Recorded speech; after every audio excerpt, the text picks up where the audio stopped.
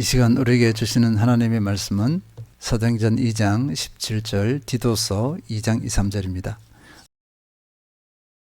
하나님이 말씀하시기를 말세에 내가 내 영을 모든 육체에 부어주리니 너희의 자녀들은 예언할 것이요 너희의 젊은이들은 환상을 보고 너희의 늙은이들은 꿈을 꾸리라. 늙은 남자로는 절제하며 경건하며 신중하며 믿음과 사랑과 인내함에 온전하게 하고 늙은 여자로는 이와 같이 행실이 거룩하며 모함하지 말며 많은 술에 종이 되지 아니하며 선한 것을 가르치는 자들이 되고. 오늘은 어떻게 늙어갈 것인가 두 번째 말씀 나누도록 하겠습니다. 어느 때인가부터 우리는 사람의 수명에 대한 이야기에 익숙해져 있습니다. 그만큼 이슈가 되었기 때문입니다. 재수가 없으면 100살을 산다는 얘기가 그제 같았습니다. 그런데 지금은요, 100세를 넘어서 110세, 120세, 130세, 140세 시대를 자주 이야기합니다. 기대 수명이 그만큼 길어졌다는 것입니다. 얼마까지 살았는가, 또 얼마까지 살 것인가에 대한 세 가지 지표가 있습니다. 첫째는 기대 수명입니다.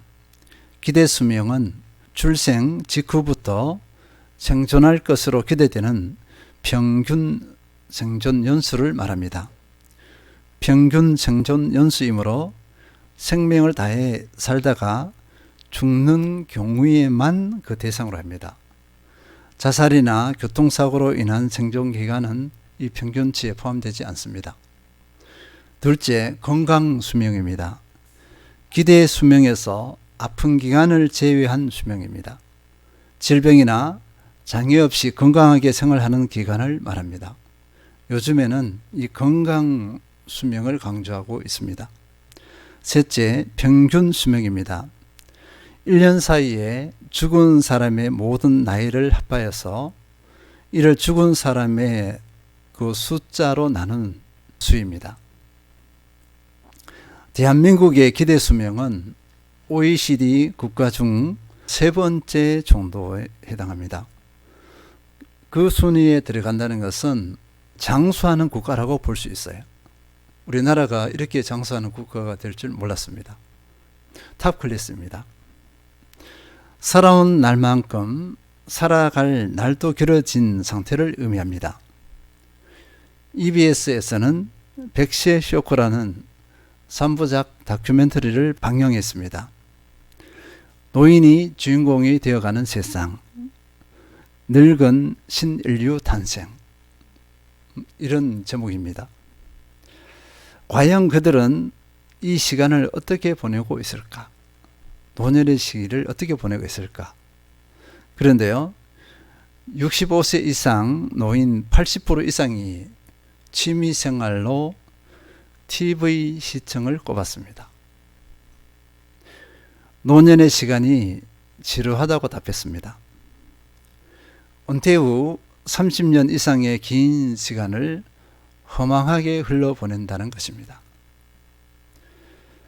고령화 시대에 늙어도 늙지 않고 품이 있는 노년을 사는 법을 찾고자 하는 의도로 이 다큐멘터리를 제작한 것 같습니다. 노인이 주인공인 세상, 그러면 이 노인의 시기를 어떻게 살아야 하는 건가? 이 질문을 던진 것입니다. 그런데 현실은 호락호락하지 않습니다. 장수의 역습, 이런 제목이 있어요. 벼랑 끝에 선 노인들, 고독서가 많아지고 있다. 무연고 사망자들 많아지고 있는데 살아있을 때 잊혀진 존재이고 죽어서도 잊혀진 존재입니다. 이분들의 시신을 인수하기를 거부했어요. 우리는 이 사실들을 잘 모릅니다. 관심을 갖고 찾아보지 않으면 이런 일이 있어 이렇게 할 수가 있어요. 어떤 분은 이렇게 말했습니다. 복이 없어서 이렇게 오래 살았어요. 장수가 축복인가 재앙인가? 물음표입니다. 교회는 이런 사회 현실과 무관할 수 없습니다. 관심을 가져야 하고 사회 문제를 해결하는데 어느 정도의 대안이나 답을 제시해야 합니다. 이것이 교회의 대사회적인 책임의 한 영역일 것입니다. 교회는 사회에 대한 책임으로 받아들여야 합니다. 교회에 대한 또는 교회의 책임 중에 하나, 그 해결책의 하나가 있는데요. 그 하나가 뭐냐면 그리스도인의 노년입니다. 그리스도인이 노년을 잘 보내면, 구별되게 보내면 그 자체가 대안이 되고 그 자체가 세상에 소망을 줍니다. 그리스도인 노인에 구별되면 저절로 생겨나지 않습니다. 준비하고 개발하고 개척해 나가야 합니다. 이 내용들을 몇 가지 나누도록 하겠습니다. 첫째, 그리스도인 노인은요, 꿈을 꾸는 노인이 되어야 합니다. 노년에 세 가지 리스크 했습니다. 위험 요소 했는데요. 첫 번째가 무의미함, 인생이 허무하다. 두 번째, 지루함. 왜 지루하냐 하니까요, 내 삶의 가치를 발견하지 못해요. 그래서 지루한 겁니다. 세 번째는 가난함이에요. 폐지를 줍는 노인들이 30만 명이나 됩니다. 그런데요, 하루 종일 모아서 팔아도 10,000원을 넘기기가 쉽지 않습니다. 채 10,000원을 못 넘긴다고 해요. 많이 벌면 10,000원 조금 넘거나 이렇게 합니다. 지난주에도 나눴듯이 5가지 상실이 있습니다. 첫째, 건강. 둘째, 돈. 셋째, 일. 넷째, 친구. 다섯째, 꿈. 이런 현실 앞에서 노년의 때를 비관하는 경우가 많습니다. 복이 없어서 이렇게 오래 살았어요 라는 이 부정적인 말은요, 비관적인 관점이 이미 마음에 내재되어 있는 겁니다. 그냥 툭 나와버린 거예요. 자신의 현실을 그대로 고백한 것이나 마찬가지입니다. 노년의 때를 고통스럽게 살아간다, 이렇게 볼 수 있습니다. 소망 없이 언제 죽으려나 하면서 이렇게 죽을 때만 기다리는 그런 상황이라 볼 수 있어요. 그리스도인이 노년을 이런 부정적인 관점으로 바라본다면 어떻겠습니까? 진정한 그리스도인이 아닙니다. 그리스도인은 세상 사람들과 다른 특별함이 있어요. 그 뭔가 있습니다. 세상이 노년을 바라보는 것하고 하나님께서 노년을 바라보는 것이 다릅니다. 그렇기 때문에 그리스도인은 세상 사람들의 관점으로 노년의 때를 바라보면 안 됩니다. 오늘 본문입니다. 사도행전 2장 17절. 하나님이 말씀하시기를 말세에 내가 내 영을 모든 육체에 부어주리니 너희의 자녀들은 예언할 것이요 너희의 젊은이들은 환상을 보고 너희의 늙은이들은 꿈을 꾸리라. 그리스도인은 성령의 임재, 성령을 체험한 존재, 성령 충만을 누리는 그런 특별함을 가진 존재입니다. 그리고 성령의 인도함을 받아요. 이런 사람은 본문에서 뭐라 그랬냐면요, 늙어도 꿈을 꾸는 존재가 된다는 것입니다. 너희의 늙은이들은 꿈을 꾸리라. 그리스도인 늙은이는요, 꿈을 꾸는데 젊어서가 아니라 노년에 꿈을 꾼다는 것입니다. 일반적으로 나이가 들면서 자신의 외적인 형편 때문에 꿈을 잃어갑니다. 일반적으로 사람들이 상실하는 것 중에 5번째가 꿈이라고 했어요. 꿈을 상실하는데 그리스도인 노인들은 꿈을 오히려 더 형성해 간다. 견고하게 형성해 간다. 이렇게 말씀하고 있습니다. 그리스도인은 성령의 내재하심과 임조를 통해서 꿈을 꾸는 존재가 됩니다. 그리고 이 꿈이 무엇일까요? 도깨비 방망이처럼 뿅하고 성공을 하게 되었다, 이것을 말하는 것이 아닙니다. 세상적인 것이 잘 되는 것으로 꿈을 말하지 않습니다. 여기에서 꿈은 하나님의 비전이에요. 하나님께서 하실 일들, 그것을 보는 시야입니다. 시야. 하나님께서 하실 것을 영적인 눈으로 볼 수 있어요. 그리고 자신이 누립니다. 그리고 하나님의 꿈이 어떻게 실현되는지 그것을 맛보는 주체가 됩니다. 그리스도인 노인들은 이런 축복을 누립니다. 그러하기 때문에 그리스도인 노인들은 삶을 비관하지 않습니다. 나이가 들어가기는 하는데요. 보통 이렇게 축축 처진다 그러잖아요. 소극적이 되고 뒤로 물러서고 이렇게 하는데 그리스도인 노인들은 그 내면은 역동적입니다. 몸이 늙어가는 것은 어찌할 수 없어요. 자연의 법칙이에요. 그런데 속사람 그 내면은 역동적입니다. 왜냐하면 하나님께서 하실 일을 보고 자신이 또 주인공이 되기 때문에 그렇습니다. 노년은 영혼과 특별하게 가까워진다는 그런 특권이 있습니다. 영혼의 세계를 누리는데 빨리 누리죠. 젊은이들보다는 빨리 스타트를 하게 됩니다. 원래는 영접하면서부터 영혼은 시작되어졌어요. 그런데 우리가 실감하는 것은 우리가 주님 앞에 섰을 때 더 실감하게 됩니다. 이 영혼에 대해서 더 깊이 생각하고 묵상하고 믿고 인정하는 것이 노인입니다. 그렇기 때문에 현재적인 것은 하찮은 것이 되어져요. 여기서 잘 먹고 잘 사는 것은 나중 문제가 되어집니다. 이 땅에 집착하지 않습니다. 이것이 노인의 특권이에요. 이 노인은 어떤 노인이라고요? 그리스도인 노인입니다. 중요하게 여겼던 세상 일들이 사사하게 여겨집니다. 그거 별것 아니야 이렇게 넘겨버립니다. 반면에 예전에 사소하게 여겼던 영혼의 문제, 영혼의 일들에 대해서는 진지하게 여깁니다. 이것이 그리스도인 노인의 특권이에요. 노인들은 하나님께 희망을 겁니다. 그렇기 때문에 젊어요. 미래가 있는 사람은 젊다고 했습니다. 그리스도인 노인은요, 70살, 80살, 90살이라도 해도 영혼의 세계를 앞둔 사람은 젊습니다. 이 땅에서 잘 되는 것 때문에 그런 것이 아니라 영혼을 앞두고 있기 때문에 그 사람은 젊어요. 우리 그리스도인 모두가 마찬가지지만 어른들은요, 노인들은 지금이 가장 젊을 때예요. 과거가 아니라 미래의 관점으로 보면 오늘이 가장 젊어요. 내일보다는 오늘이 젊습니다. 가장 젊을 때가 지금이에요. 이런 의식으로 살아야 합니다.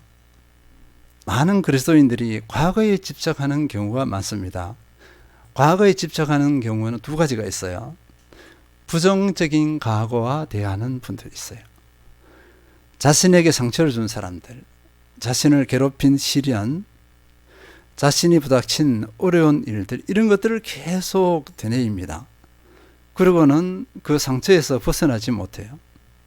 만약 그런 일이 없었더라면 내 인생은 바뀌었을 텐데 이렇게 하면서 과거를 원망하고 사람을 원망하는 유형이 있습니다. 그런데 이런 분들에게 필요한 것은 뭐죠? 과거는 되돌릴 수 없어요. 그런데 과거를 대하는 그 태도 자세는 바꿀 수가 있어요. 바꿔야 합니다. 두 번째는요, 과거의 긍정적인 모습과 대화하는 유형이에요. 과거의 긍정적인 모습이 무엇일까요? 과거에 잘 나갔던 것, 성공한 것, 과거의 영광과 대화를 하는 분들입니다.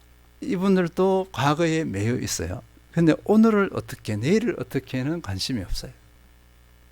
이분들도 과거 문제를 해결해야 합니다. 이 과거 문제를 어떻게 해야 되죠? 내려놔야 됩니다. 과거 문제를 내려놓고 오늘을 어떻게 살까? 내일을 어떻게 살까? 여기에 포인트를 둬야 합니다. 그리스도인 노인은 꿈을 꾸는 존재라고 했어요.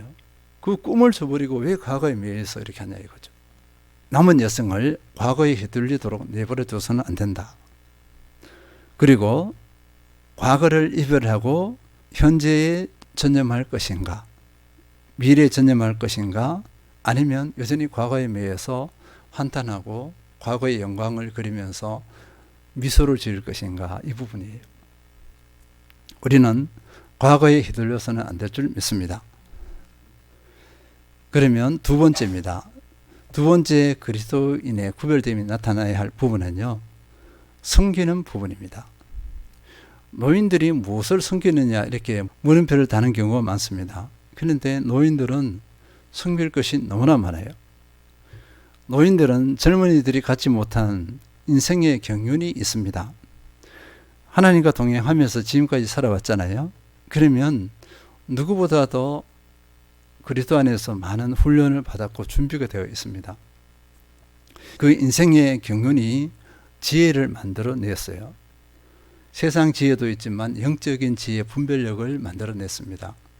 젊은이와 다른 특별함이 있는 거예요. 깊이 볼 수 있는 것, 삶을 붙들어주는 원동력이 무엇인가 깊숙한 곳까지 볼 줄 아는 것, 이것이 그리스도인 노인의 특권입니다. 하나님을 알고 하나님의 시야로 바라봐요.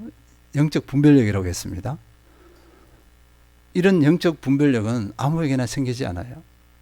주님과 온전히 동행한 그리스도인 노인에게 특별하게 이 영적 분별력이 분명하게 나타납니다.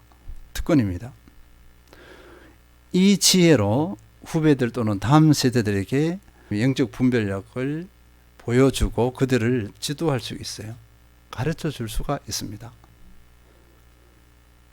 구약의 예를 들어 보겠습니다. 솔로몬 왕이 죽고 그 아들 르호보암이 왕이 되었습니다. 백성들은 왕에게 요청했어요. 열왕기상 12장 4절, 왕의 아버지가 우리의 멍에를 무겁게 하였으나 왕은 이제 왕의 아버지가 우리에게 시킨 고역과 매우 무거운 멍에를 가볍게 하소서. 그리하시면 우리가 왕을 섬기겠나이다. 백성들이 왕에게, 새로운 왕이 된 르호보암에게 요구한 거죠. 솔로몬이 나라를 통치할 때 그 나라가 왕성했어요. 왕성하려면 군사력이 강건해야 되잖아요. 군사력이 많이 증집됐죠.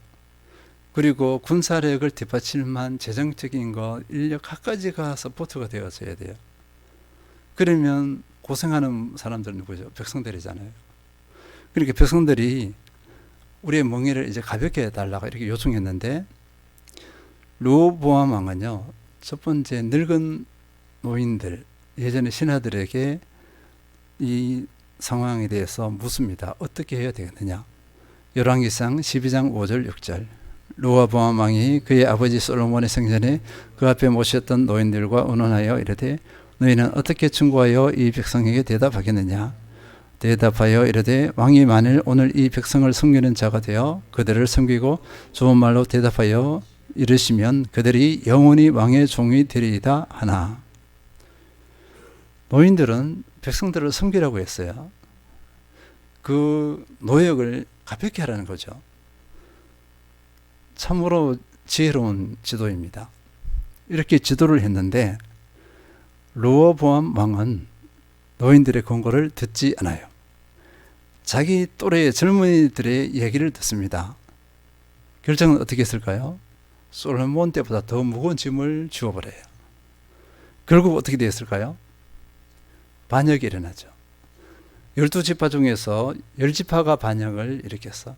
그래서 이스라엘이 남북으로 나눠집니다. 르호보암은 유다하고 베냐민 두 지파, 그 외의 10지파는 북왕국, 이제 남왕국 이렇게 되었습니다. 늙은 신하들의 권고를 듣지 않는 르호보암 왕의 어리석음입니다. 그리고 우리 어른들은요, 기도로 섬길 수 있습니다. 어른들은 젊은이처럼 삶의 현장에 가서 열심히 일하고 그런 상황이 아니에요. 시간이 있습니다.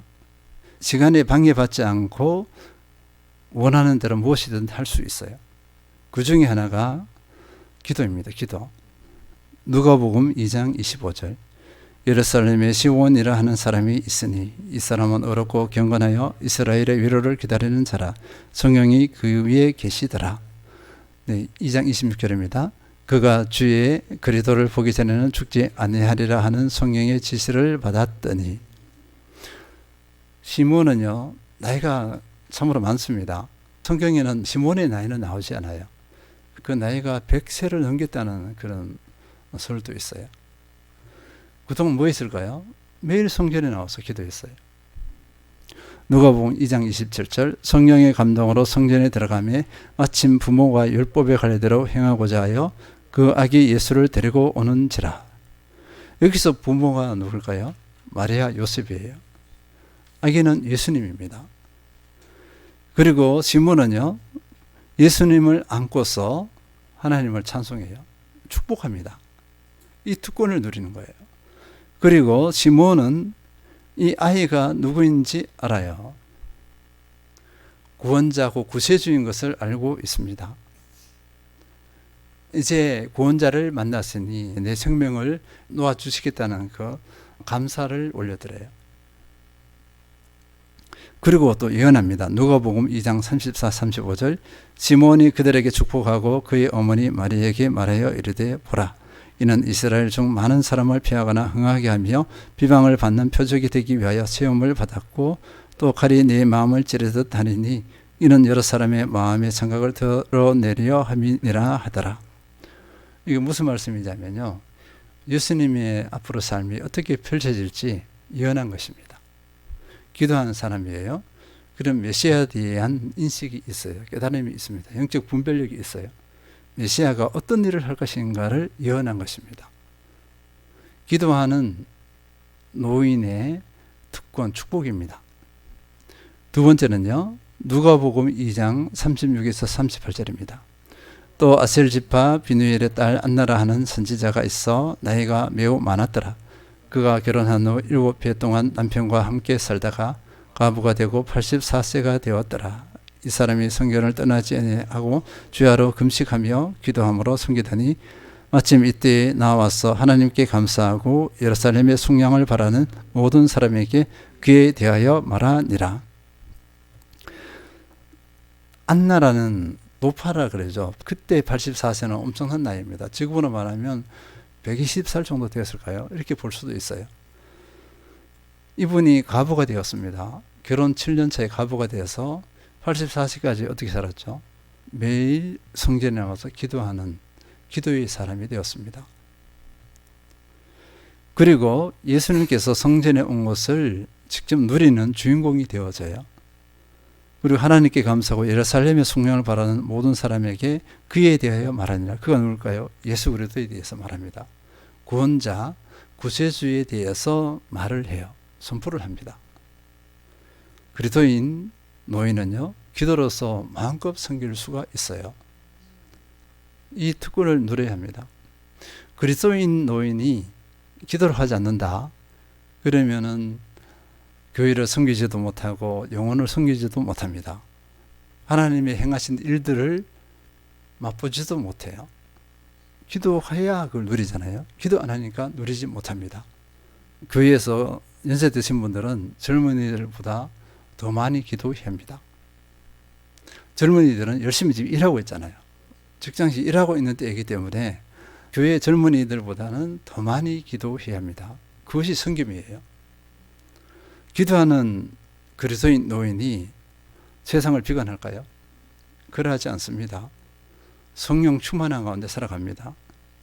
시므온, 안나 같이 이런 삶을 살아간다고 볼 수 있어요. 그리고 그리스도인 노인은요, 전도로서 섬길 수 있습니다. 이번에 강성교회 전도팀에서 5명이 오셨어요. 10주간 다 마쳤습니다. 지난주 화요일 날 다 마무리했는데요. 이 중에 83세 된 할머니 권사님이 있었습니다.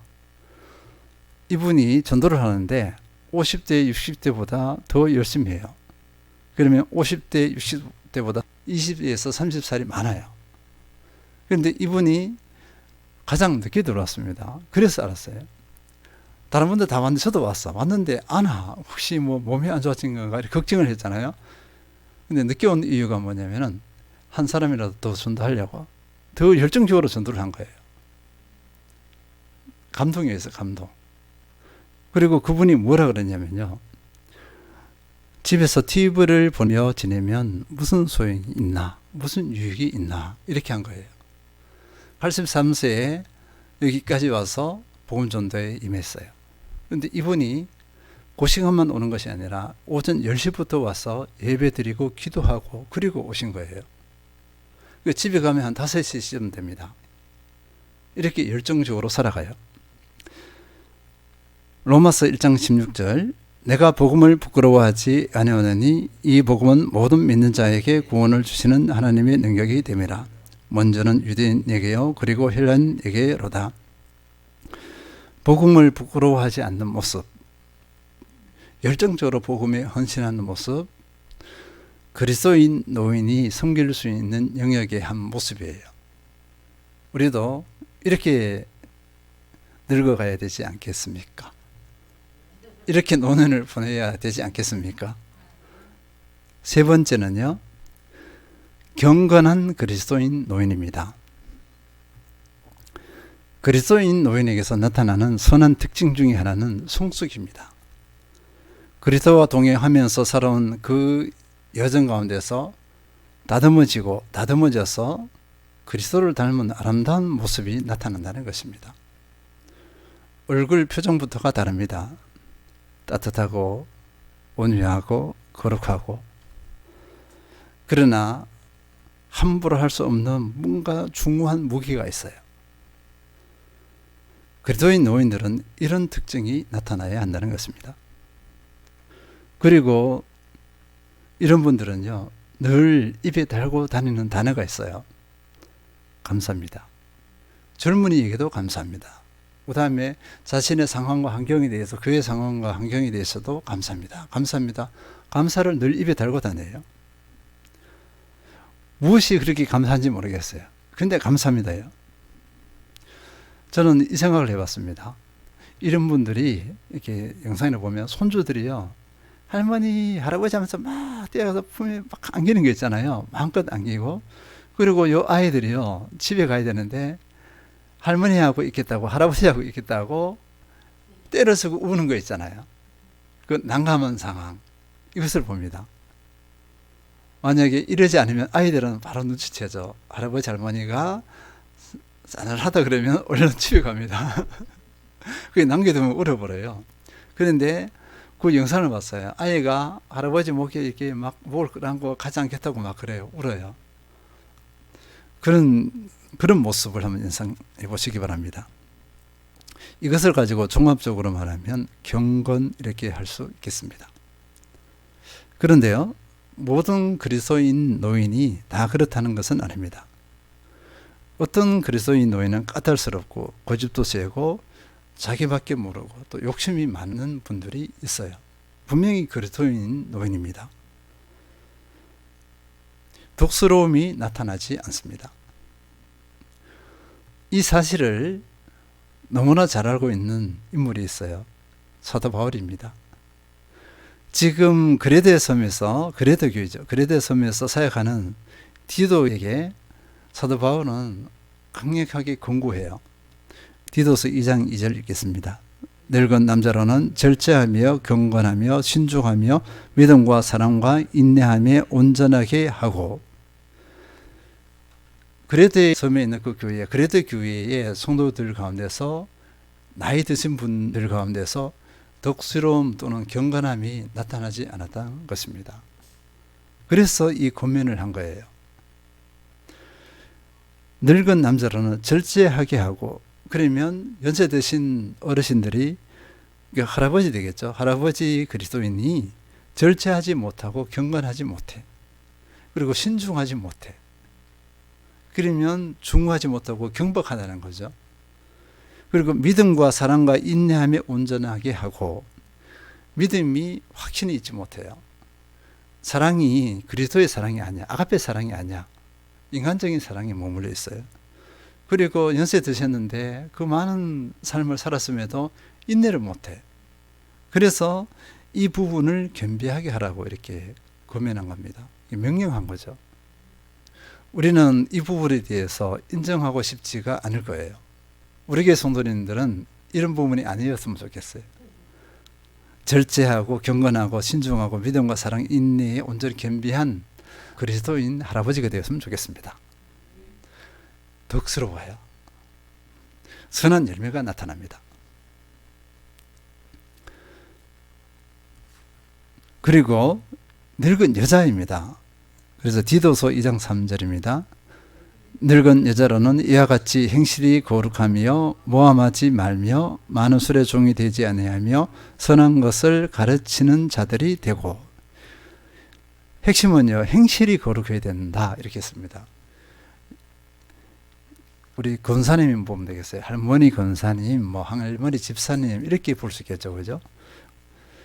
행실이 거룩하고, 행실이 거룩하다는 것은 언행심사 부분에서 거룩함이 나타나야 된다는 것입니다. 예수 그리스도 닮아감이 분명히 나타나야 된다 이렇게 말씀하고 있어요.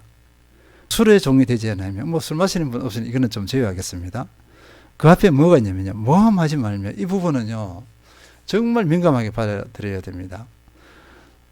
그리스도인 할머니들의 단점, 많이 나타나는 단점 중에 하나가 모함하지 말며, 이건 뭐죠? 험담하는 거죠.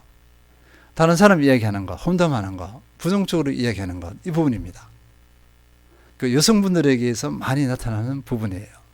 남자들 경우에는 그렇게 몇 마디 뚝 하고 딱 멈추고 이렇게 하는데, 여성분들은 여기 가서 또 험담, 저기 가서 험담. 그래서 하루가 지나면 교회 전체가 다 알게 돼요. 교회가 분란이 일어나죠. 사탄마귀가 그 틈을 치고 들어옵니다. 할머니 그리스도인은 이런 언어에서 승리해야 된다. 선한 말을 하면 돼요. 긍정의 언어, 선한 언어.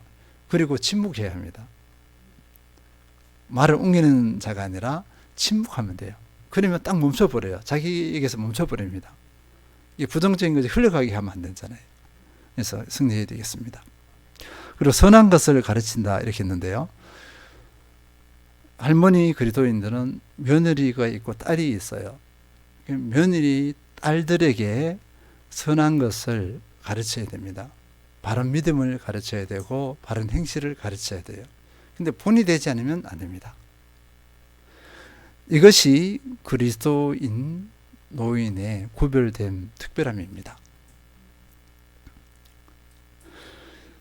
그리스도인 노인은 세상 노인들과 다릅니다. 구별되어야 하는 여러 가지 요소를 가지고 있어요. 이미 신분에서 그렇습니다. 하나님의 자녀예요. 성령께서 함께 하시고 계십니다. 영원한 생명을 가진 존재예요. 그리고 그리스도인 노인은요, 꿈이 있다고 했잖아요. 비전이 있어요. 세상 사람들은 비전이 없습니다. 여성을 그냥 편안하게 보내는 것, 이것일 거예요. 지루하지 않게 어떻게 시간을 보내느냐, 이런 데 관심이 있는데, 그리스도인 노인은 비전을 꿈꿔요. 젊은이들을 위해서 기도하잖아요. 그럼 젊은이들이 변화되어지고 그들이 하나님의 거룩하신 목적대로 삶을 살아가는 거, 그 꿈이 실현되어지는 거, 이 땅에 또는 교회의 소망이 되어지는 거, 그것을 봐요. 그리스도인 노인은 그것을 봅니다. 그리고 그들을 위해서 기도했어요. 꿈이 실현되는 중심에 있습니다. 그러니까 세상 사람들과는 완전히 다른 요소를 가지고 있어요. 그렇기 때문에 그리스도인 노인은 품위가 있어야 합니다. 그리고 노년이 오히려 의미가 있고 행복하고 가치가 있고 아름다워야 합니다. 이것이 그리스도인 노인이 또는 교회가 세상에 답을 줄 수 있는 근거가 되었어요. 대사회적인 책임을 감당하는 결정적인 요소가 되어집니다. 세상은 이런 요소가 없어요. 우리만이 가지고 있는 특권입니다. 그러하기 때문에 그리스도인 노인은 특별함이 반드시 나타나야 합니다. 구별됨이 나타나야 합니다. 승리하시는 모든 성도님들 되시길 축원드립니다.